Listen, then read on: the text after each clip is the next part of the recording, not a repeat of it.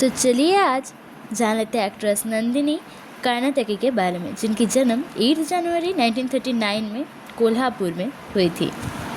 नंदा की जन्म हुई थी एक महाराष्ट्रियन शो बिजनेस फैमिली में, विनायक दामोदर कर्नाटकी के घर में, जो कि एक successful Marathi actor, producer, director थे। उनके ही भाई वासुदेव कर्नाटकी एक सिनेमाटोग्राफर थे and Baburao Pendharkar 1896 to 1997 and Valji Pendakar 1897 to 1994 उनके हाफ ब्रदर्स थे।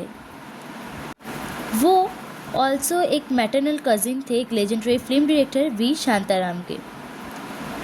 मास्टर विनायक मंगेशकर फैमिली के बहुत ही अच्छे दोस्त थे एंड लता मंगेशकर जी को उन्होंने ही फिल्म इंडस्ट्री में इंट्रोड्यूस करे थे इन द मूवी पहली मंगला गौर। उनके पापा की देहांत हो गई थी 1947 में एट द एज ऑफ 41, जहाँ पर नंदा तब सिर्फ 7 साल की थी एंड उसी टाइम फैमिली में बहुत ही हार्डशिप्स आने लगा है एंड तभी वो एक चाइल्ड एक्ट्रेस बन जाती है उनके फैमिली को हेल्प करने के लिए। एज अ रिज़ल्ट क्या होता है कि एक एक्टिंग करियर के लिए वो जो सफ़र करती है वो है उनका पढ़ाई अच्छे से नहीं होता है एंड इसके बाद पढ़ाई करने के लिए उसको घर में ही कोचिंग दिया जाता था सबसे renowned teacher and Bombay scouts में या फिर उधर के सबसे जो भी रिनाउंड टीचर थे उससे। नंदा ने अपनी एक्टिंग डेब्यूट बनाई थी फर्स्ट फिल्म मंदिर से इन 1948 एंड उन्होंने सिल्वर स्क्रीन पर अपनी डेब्यूट बनाई थी। उसको फर्स्ट सब लोग ने रिकॉग्नाइज किए थे बेबी नंदा के हिसाब से। एज ए चाइल्ड एक्ट्रेस उन्होंने बहुत सारा मूवी में काम किया है, जैसे कि तूफान और दिया, धूल का फूल, एक्सेट्रा एक्सेट्रा।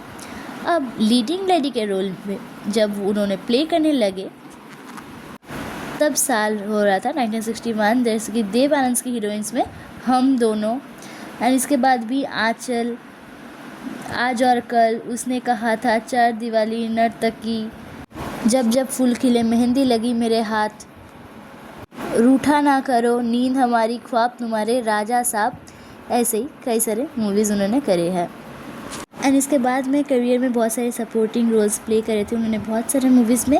उसी में से कुछ मूवी के नेम है नया नशा, मजदूर, प्रेम रोग, आहिस्ता आहिस्ता, शोर जैसे कई सारे मूवीज़। उनके टाइम पर वो second highest paid Hindi actress थे along with Nutan from 1960 to 1965। उसी के साथ साथ the third highest paid Hindi actress with Sadhana from 1970 to 1973। अब चलिए जान लेते हैं उनके पर्सनल लाइफ के बारे में। जब वो कश्मीर में शूटिंग करे थे जब जब फूल खिलेगे, तो तब director Suraj Prakash recalled that a Maharashtrian lieutenant colonel had been smitten by Nanda and had asked him to forward his marriage proposal to her mother. In the end, कुछ भी नहीं होता है एंड नंदा के भाई लोग मिलकर बहुत सारे रिश्ते तो लाते हैं पर सब लोगों को मना कर देते हैं। 1992 में मिडिल एज में नंदा के एंगेजमेंट होता है डायरेक्टर मनमोहन देसाई से एंड वो भी वहीदा रहमान की अर्ज पर बहुत ही जल्द उनकी मौत हो जाती है गिरगांव में। वो टेरेस से गिर जाता है अपनी रेंटेड फ्लैट में इसीलिए एंड इसके 1 साल बाद ही उनकी मम्मी का भी देहांत हो जाता है कैंसर के लिए एंड रिपोर्ट्स के अनुसार जो रेलिंग था वो कोलैप्स हो गया था एंड इसीलिए नंदा अनमैरिड ही रह गई। सुना जाता था कि उनके बहुत लोगों के साथ रिलेशनशिप चलता था पर एक्चुअल में ऐसा नहीं था। एक्चुअल में वो अपने एंगेज्ड फियांसे से सबसे ज़्यादा प्यार करते थे एंड इसीलिए वो पूरे जीवन के लिए अनमैरिड रह गया।